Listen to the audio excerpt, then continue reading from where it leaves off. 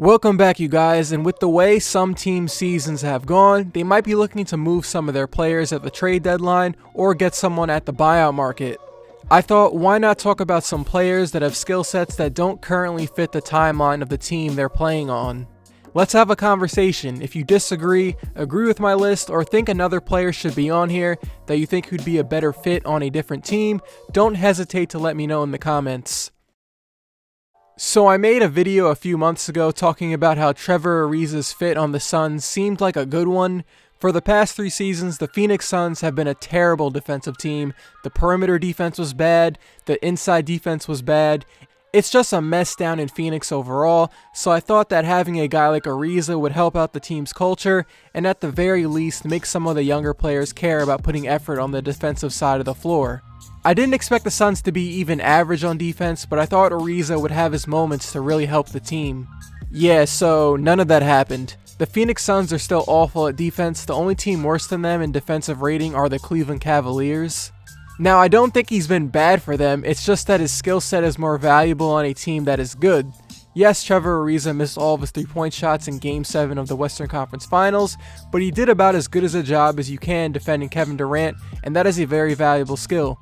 The Suns have the NBA's worst record, and in case you missed the news, the Suns are expected to try and trade Ariza after December 15th. This is what usually happens to veterans who are on terrible teams. They look to trade or buy out their older players so they can develop the younger guys. Trevor was very valuable to the Houston Rockets' 65-win season last year, so the Suns can get back some value from certain teams. A team like the Sixers, the Blazers, and the Lakers should be trying to bring in Ariza because he would really help them out. And if he doesn't get traded and he gets bought out in February, expect to see one of the more competitive buyout talks in a few years.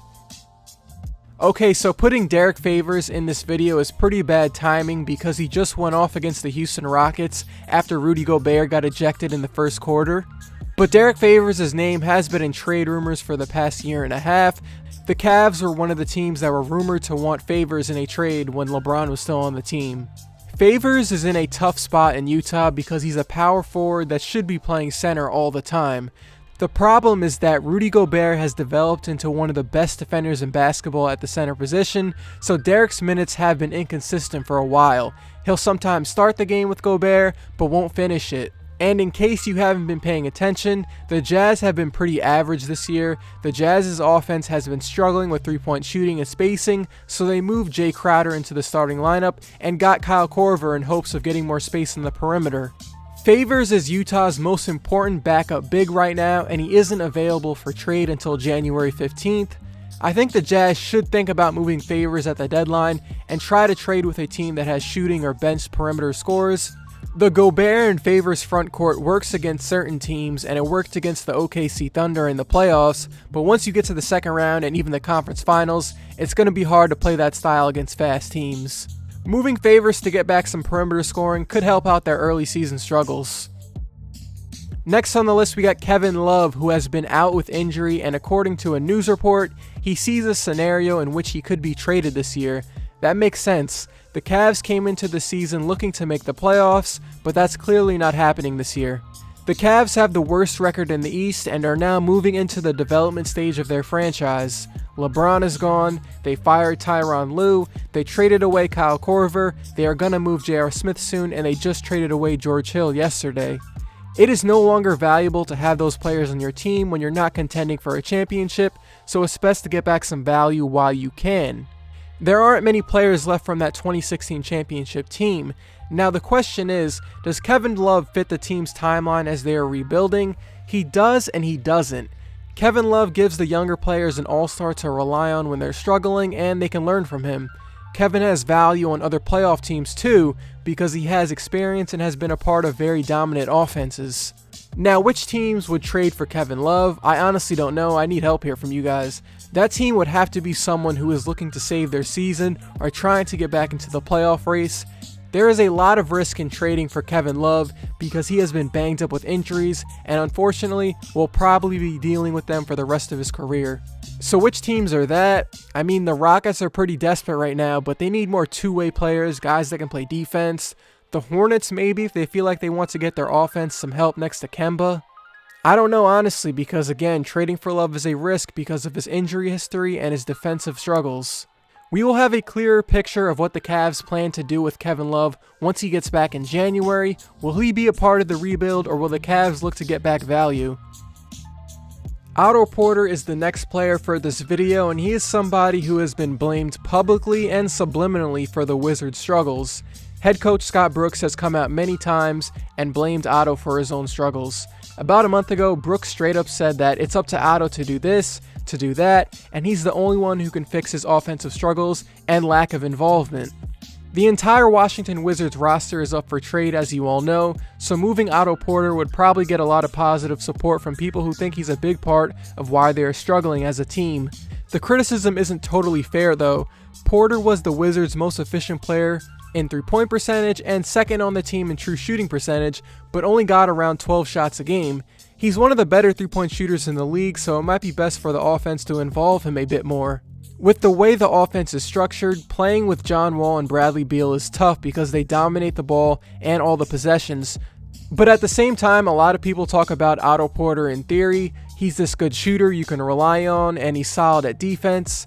But there will be times where he goes invisible on offense, and sometimes on defense he's not strong enough to guard this player or laterally quick enough to defend that player.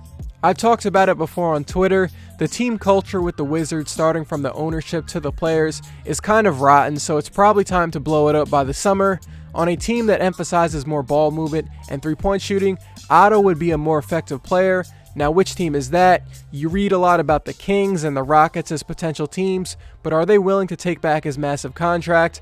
That's the problem with Otto. He's a positive player for your team, but bringing in his contract over the next 2 years will take away some of your flexibility to make other moves. Second to last player we have on here is another Wizard, and that is Bradley Beal. Now, we just talked about Otto Porter and how the entire Wizards is available in a trade if it comes with the right players and picks.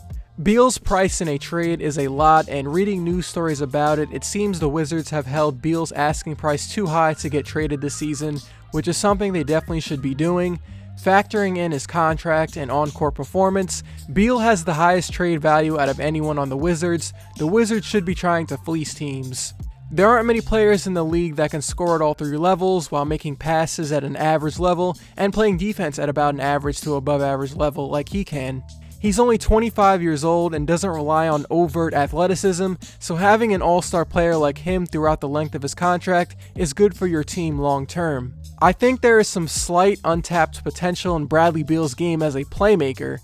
On a different team or in a different offensive system that emphasizes more ball movement, Beal could use his passing skills and off-ball movement to become an even more effective player. Right now, the Wizards run a lot of simple stuff with John Wall dribbling and Beal coming off a screen to shoot a mid-range jumper, three, or get to the rim, or Beal will be the one creating an isolation. In the 26 games John Wall missed last season, Bradley Beal had to take over as the main playmaker, and he did about as good as a job as one could expect. He averaged 6 assists per game in those 26 games John Wall was out. As of a few days ago, the Raptors were the betting favorites to get Bradley Beal, but I'm not too sure if that will happen.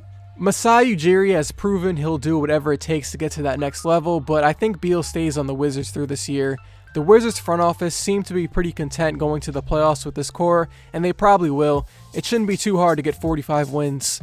We'll have to wait until a new coach is coaching the Wizards, or if Beal is on a new team, to see if he can take his playmaking to another level. Last on the list, we have Terry Rozier. I wasn't too sure about having him on here, but I thought there is some interesting stuff to discuss, so why not? So far through the first 24 games, Terry is averaging way lower points, assists, usage rate, field goal attempts from the playoffs last year.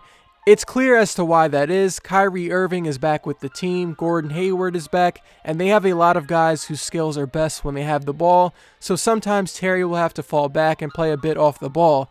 It's not something he can't do, but at the same time, he became a hero for Boston last year as a primary ball handler. I considered putting Jaylen Brown in here too.